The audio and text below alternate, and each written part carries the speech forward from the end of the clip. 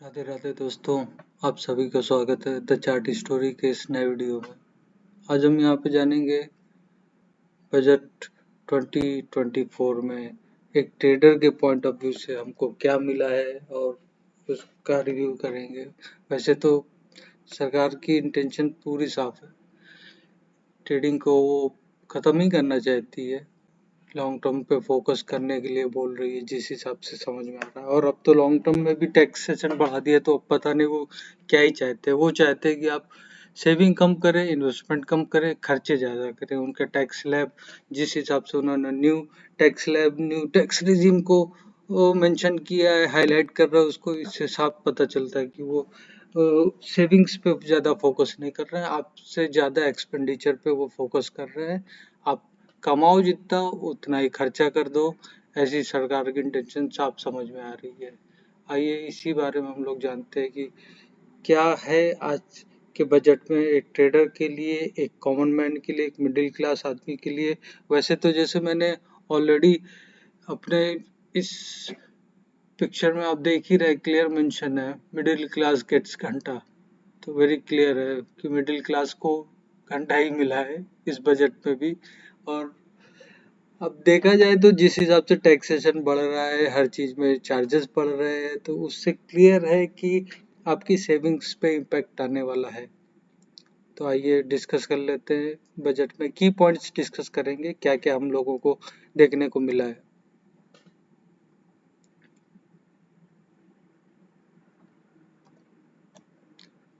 ये जैसे आप देख रहे हैं, short term capital gain tax को 15% से बढ़ा के 20% कर दिया गया है, और लॉन्ग टर्म कैपिटल गेन को 10% से बढ़ा के 12.5% कर दिया गया है। तो ऑलमोस्ट 25% का इसमें हाइक दिया गया है। और एग्जेम्पशन लिमिट को लॉन्ग टर्म कैपिटल गेन में जो पहले 1 लाख थी उसको 1.25 लाख कर दिया गया है इन सर्टेन केसेस।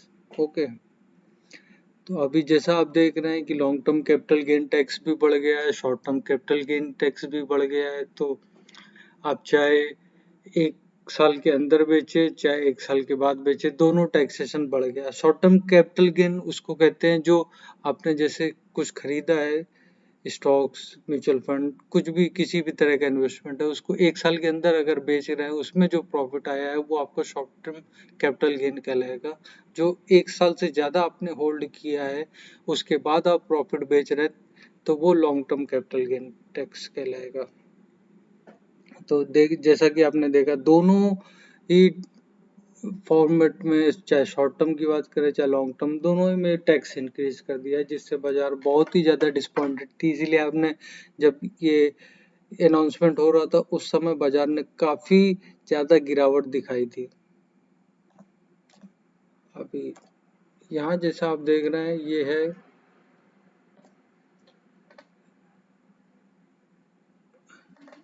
एसटीटी जो चार्जेस रहते हैं उसको भी एफएनओ में बढ़ा दिया है। एक ट्रेडर पॉइंट ऑफ व्यू में देखें तो वो भी एक बहुत ही डिसअपॉइंटिंग न्यूज़ है। ऐसे फिगर में आपको उतना समझ में नहीं आ रहा है, लेकिन एक्चुअल वैल्यू अगर आप समझेंगे तो सरकार ने पिछले साल लगभग 25,000 करोड़ रुपए एसटीटी से कलेक्ट की है। तो आप समझ सकते हैं कि इसका कितना इम्पैक्ट है एक ट्रेडर के लाइफ में, जो मोस्टली ज़्यादातर स्कैल्पिंग करते हैं, ज़्यादा ट्रेडिंग करते हैं, उनके लिए ज़्यादा इम्पैक्ट पड़ेगा। क्योंकि इसमें फ्यूचर में जो 0.0125% था उसको बढ़ा के 0.02% कर दिया है। ऐसे ही ऑप्शन में जो 0.0625% था उसको बढ़ा के सीधा 0.1% कर दिया है।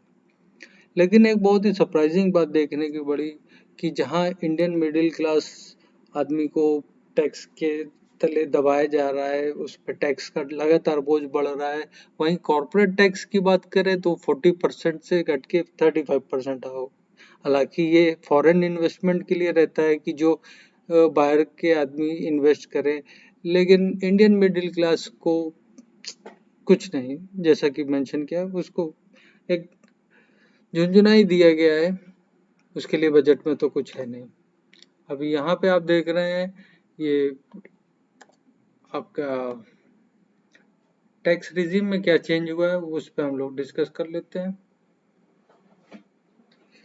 ये सिर्फ और सिर्फ न्यू टैक्स रिजीम में चेंज हुआ है। Old tax regime as it is है, उसमें कोई भी चेंजेस नहीं, कोई रिलैक्सेशन नहीं है। तो आप जो भी सेविंग करते थे, जो भी आपका इन्वेस्टमेंट था, आपने होम लोन ले लिया है, जो भी कुछ भी है वो एज इट इज रहेगा, उसमें कोई भी बदलाव नहीं है। अभी जैसे देख रहे हैं कि यहाँ पर हमको फाइनल अगर मोटा मोटा बोला जाए तो आप मैक्सिमम जो सेविंग है इसमें 17,500 रुपए की सेविंग है, इनकेस आप हायर हाईएस्ट टैक्स पेइंग है according to new tax regime, जो कि बहुत बड़ी छूट है। अब 17,500 का आप क्या कीजिएगा, अभी से प्लान कर लीजिए। हो सकता है आप दुबई में बंगला वगैरह भी खरीद लें, कुछ भी कर सकते हैं। इतनी धनराशि का आप क्या कीजिएगा। स्टैंडर्ड डिडक्शन को बढ़ा के 50,000 से 75,000 कर दिया गया है, जो कि न्यू टैक्स रिजिम में ही आप उसका फायदा उठा सकते हैं। ये सैलरीड इंडिविजुअल एंड पेंशनर के लिए।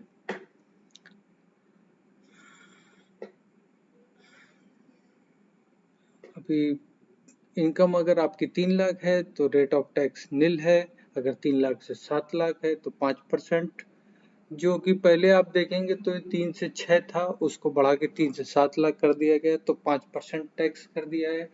ऐसे 7 लाख से 10 लाख तक 10% हो गया है, 10 लाख से 12 लाख तक 15%, 12 लाख से 15 लाख तक 20%, और अबव 15 लाख आपको 30% टैक्स देना पड़ेगा।